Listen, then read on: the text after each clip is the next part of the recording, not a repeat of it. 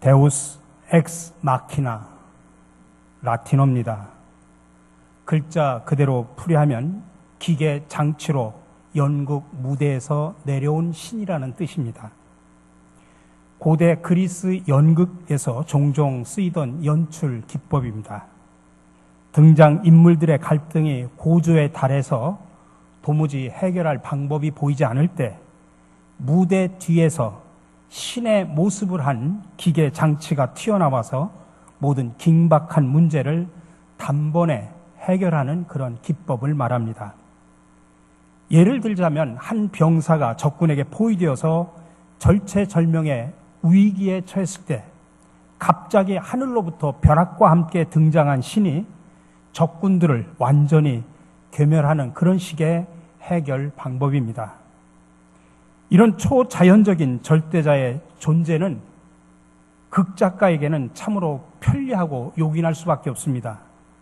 스토리 안에 갈등을 해결하기 위해서 고뇌할 필요도 없고 또 드라마틱한 반전을 위해서 치밀하게 극을 전개하지 않아도 됩니다. 일단 등장 인물들을 계속해서 막장으로 몰아가면 되고 할 수 있는 대로 상황을 뒤틀기만 하면 됩니다. 왜냐하면 갈 때까지 가서 더 이상 갈 데가 없는 상황이 됐을 때에는 그냥 도르래를 당기기만 하면 되기 때문입니다. 그 다음에는 도르래에 매달려 등장한 신이 알아서 한 방에 해결해 줍니다. 이렇게 도르래에 매달린 신은 무대 뒤쪽에 있다가 연극의 갈등이 최고조에 이를 때 등장해서 갈등을 완전히 해결합니다. 그리고 연극은 끝이 납니다. 사실 이 데우스 엑스 마키나라는 이 기법 속에는 인간이 제 멋대로 초자연적인 절대자를 이용하고 싶은 욕망이 그 속에 숨어 있습니다. 우리가 살아가다 보면 골치 아픈 문제를 만날 때, 또 뭔가 뜻하는 것이 제대로 마음대로 되지 않을 때 그냥 기계장치만 돌리면 툭 튀어나와서 모든 것을 해결해주는 전지전능한 신이라고 하는 그 장치 얼마나 편리합니까? 때때로 많은 그리스도인들이 성경에 나타난 하나님을 이 데우스 엑스 마키나와 동일시하곤 합니다. 마치 요술 지팡이나 마술 램프처럼 내가 도움이 필요할 때면 언제든지 이용할 수 있는 편리한 도구처럼 생각을 합니다. 자식의 대학 입시나 또 사업의 성공을 위해서 언제든지 우리가 흔들고 문지르기만 하면 툭 튀어나와서 모든 것을 해결해주는 유용한 존재가 바로 하나님입니다. 그러나 과연 이런 하나님에 대한 생각이 과연 성경적일까? 여기서 하나님은 밧줄에 매달려 인간에게 조종당하는 꼭두각시로 전락을 하고 맙니다.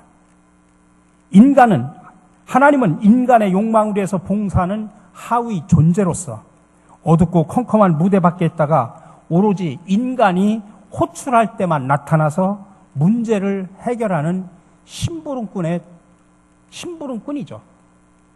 그래서 결국 인간이 하나님의 영광을 위해서 사는 것이 아니라 하나님이 인간의 욕망을 위해서 존재합니다. 인간이 하나님의 뜻에 굴복하는 것이 아니라 하나님의 인간의 뜻에 굴복하고 순종합니다. 내 입맛에 맞는 하나님, 얼마나 유용하고 흥미롭습니까? 그러다 보니 도대체 누가 창조주인지 누가 피조물인지 알 수 없는 괴기한 현실이 되어버립니다. 이것이 바로 오늘날 우리가 가지고 있는 신앙의 민낯이 아닌지 이 시간 우리가 한번 깊이 고민해 볼 필요가 있습니다. 오늘은 십계명의 두 번째 제2계명입니다. 4절입니다. 너를 위하여 새긴 우상을 만들지 말고 또 위로 하늘에 있는 것이나 아래로 땅에 있는 것이나 땅 아래 물속에 있는 것에 어떤 형상도 만들지 말며, 여기서 새긴 우상으로 번역된 히브리어는 이 신으로 섬기려고 나무나 돈에 새겨 만든 그런 그림을 가리킵니다. 나중에는 쇠붙이를 녹여 만든 모양을 뜻하기도 합니다. 이 계명은 우상 제조를 금지합니다. 근데 이 우상 금지가 여호와의 형상화를 금지하는 것인지 아니면 이방신의 형상화를 금지하는 것인지 본문에는 명확하게 설명되어 있지 않습니다. 그러나 오늘날 대다수의 구약 성경학자들은 여호와 형상화를 금지하는 계명으로 그렇게 해석을 합니다. 왜 그러냐면 이방인 형상의 우상을 금지하는 내용을 이미 1계명 안에 포함되어 있기 때문에 그렇습니다. 그래서 2계명에서 굳이 1계명에 언급된 문제를 반복할 필요가 없기 때문입니다. 적어도 오늘 본문에서 말하고 있는 제2계명은 이스라엘 하나님 여호와의 형상화를 금지하는 것입니다. 그것은 출애굽기 20장 20절에도 나옵니다. 너희는 나를 비겨서 은으로나 금으로나 너희를 위하여 신상을 만들지 말라고 말하고 있습니다. 신명기 4장 15절 이하에도 나옵니다. 여호와께서 호렙산 불길 중에서 너희에게 말씀하시던 날에 너희가 어떤 형상도 보지 못하였은즉 너희는 깊이 삼가라. 그리하여 스스로 부패하여 자기를 위하여 어떤 형상대로든지 우상을 새겨 만들지 말라. 여호와의 형상화를 금지하는 부분이 여기에 나타납니다. 신의 산에서 나타난 여호와는 그분의 소리, 다시 말하면 말씀이었지 그분의 모습은 아니었습니다. 그래서 여호와 신앙은 귀로 듣고 믿는 귀의 종교이지 눈으로 보고 믿는 눈의 종교가 아닙니다. 이 계명은 4절에서 또 이렇게 명령을 합니다. 위로 하늘에 있는 것이나 아래로 땅에 있는 것이나 땅 아래 물속에 있는 것에 어떤 형상도 만들지 말라.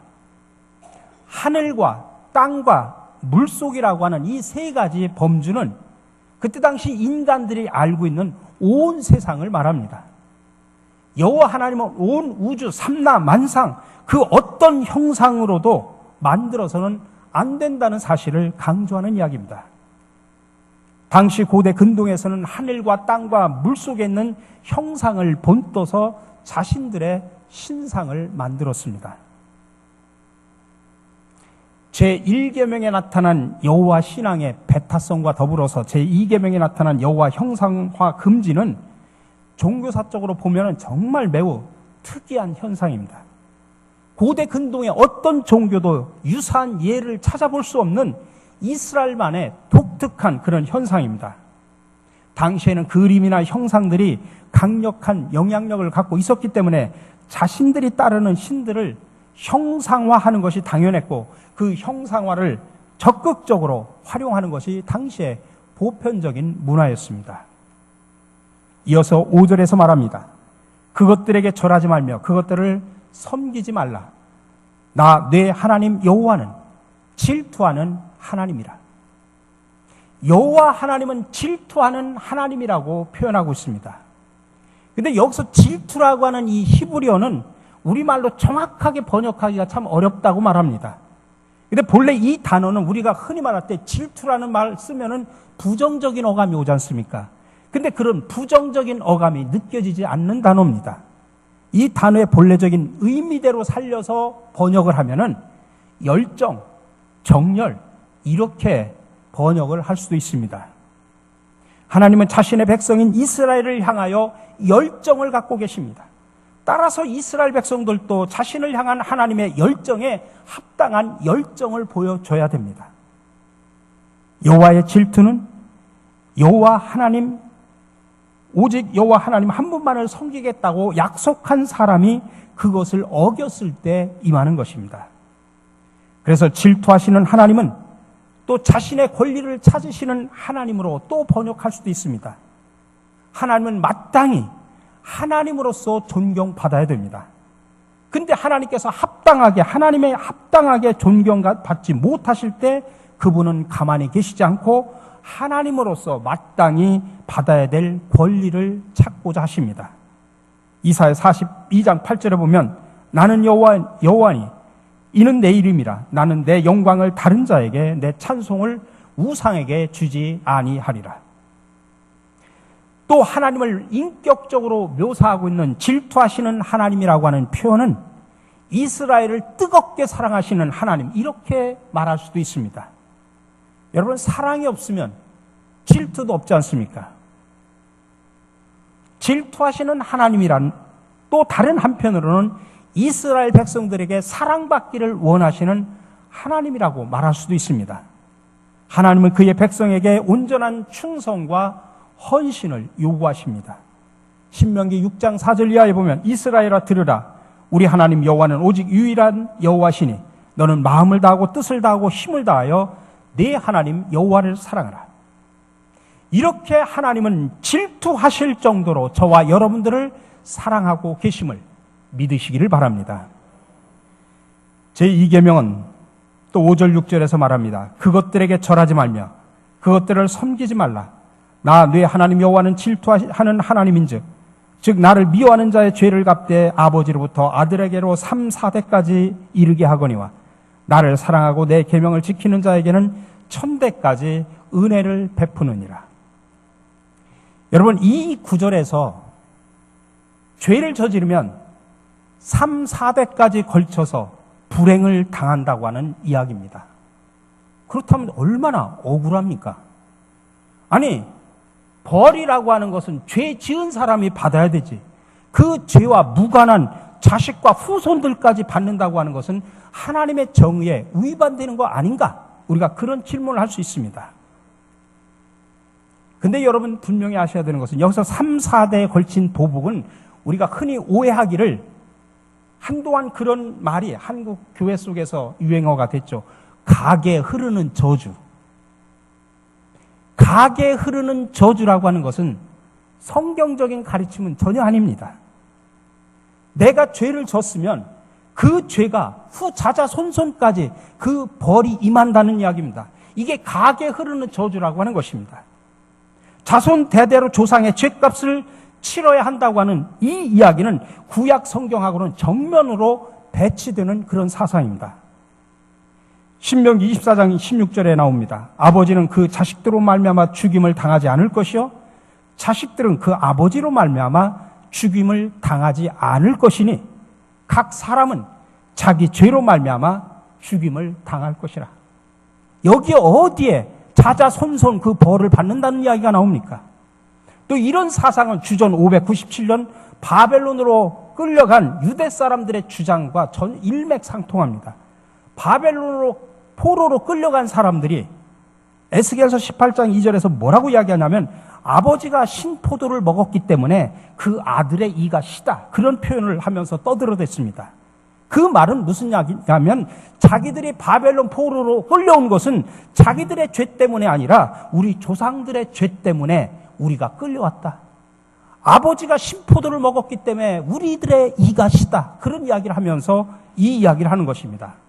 바로 이런 사람들에게 에스겔 선지자는 뭐라고 지적하냐면 에스겔서 18장에서 말합니다.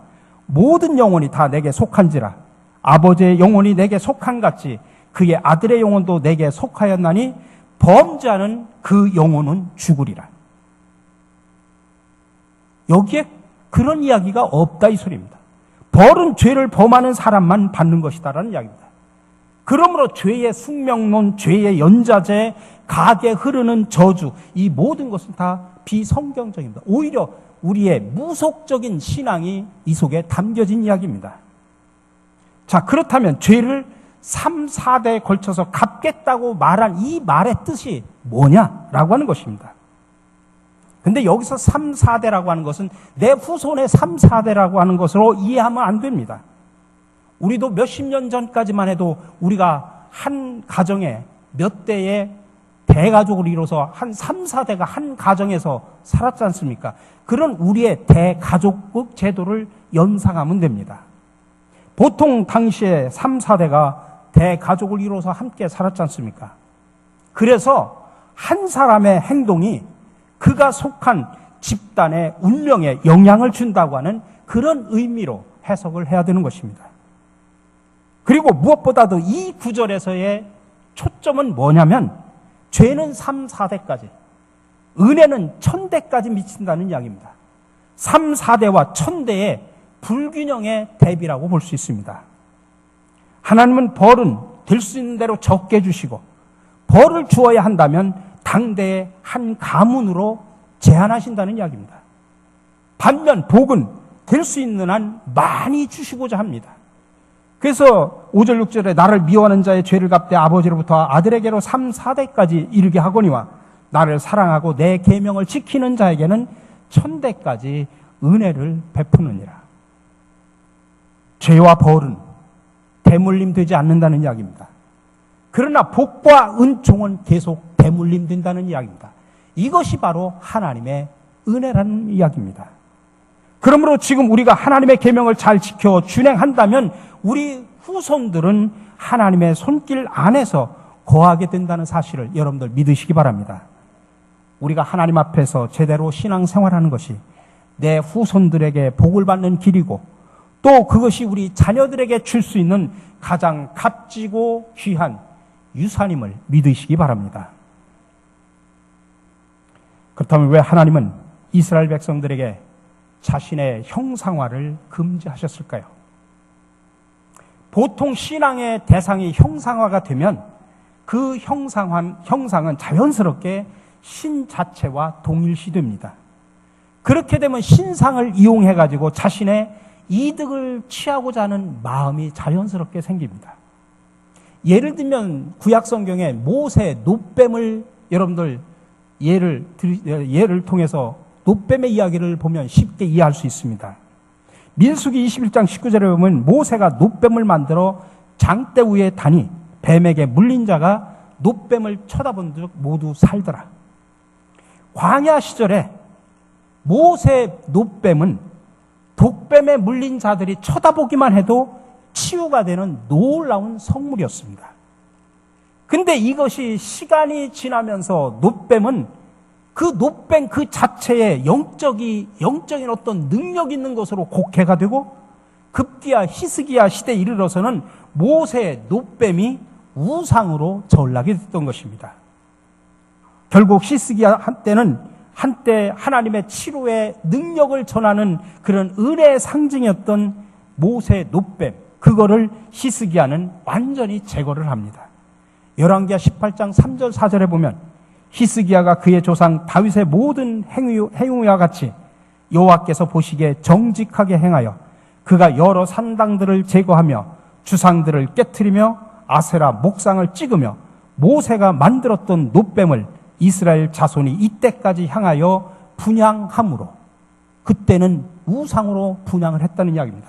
그것을 부수고 느두산이라 일컬었더라. 여러분, 고대 근동 사람들은 누군가를 그린 그림을 갖고 있으면 그 사람을 자신의 마음대로 조종할 수 있다고 생각을 했습니다. 그러니 그림은 단순한 그림이 아닙니다. 결국 하나님을 섬기기 위해서 하나님을 그림이나 형상으로 만드는 것은 그 하나님을 내 마음대로 조종할 수 있다는 생각하고 자연스럽게 이어지는 것입니다. 결국 형상화는 창조주를 피조물로 전락시키는 행위입니다. 그러므로 형상화 금지 계명의 핵심은 뭐냐면 하나님과 피조 세계를 근본적으로 구별하라, 그 소리입니다. 하나님은 창조주이고 인간은 피조물이라는 이야기입니다. 여호와 하나님은 원칙적으로 이 세계 어떤 피조물과 동일시할 수 없다는 것입니다. 따라서 여호와 하나님을 있는 그대로 섬겨야지 우리가 상상한 모양이나 우리가 좋아하는 모습으로 만들어서 섬겨서는 안 된다는 이야기입니다. 특별히 이 계명에서 너를 위하여 새긴 우상을 만들지 말라고 할 때 너를 위하여라고 하는 이 단어는 자기 중심적으로 혹은 자기 취향대로 하나님을 섬겨서는 안 된다는 사실을 강조하는 말입니다. 어떻게 보면 지금까지 한국 기독교는 인간을 창조한 하나님을 자기 멋대로 재창조함으로써 오히려 창조되지 말아야 될 그런 하나님을 만들어 왔는지도 모릅니다. 제가 앞서서 말했던 데우스 엑스 마키나 같은 하나님을 만들어 오지 않았는가?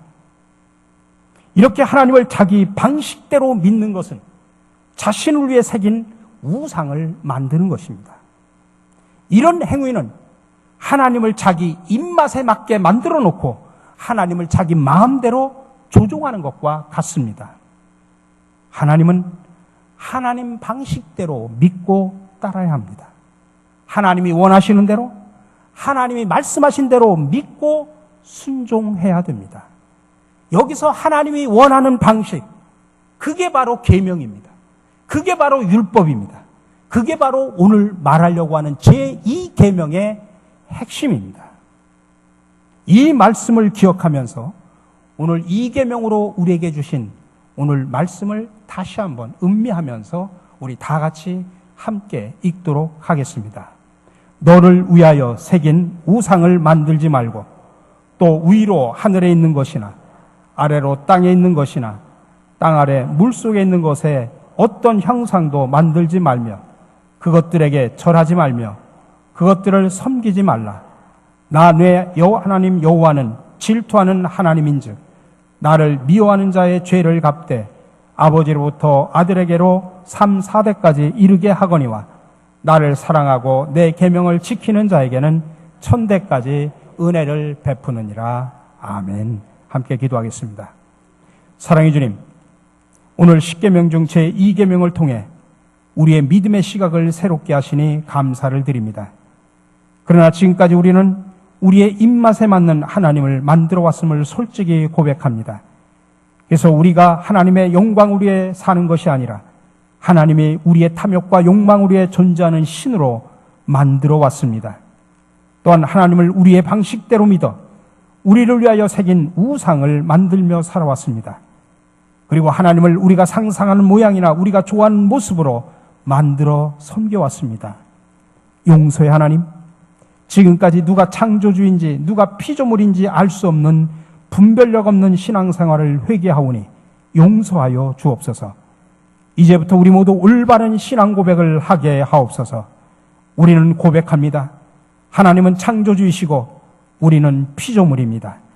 그러므로 하나님이 원하시는 대로 하나님이 말씀하신 대로 믿고 순종할 수 있는 지혜와 믿음과 용기를 주시옵소서.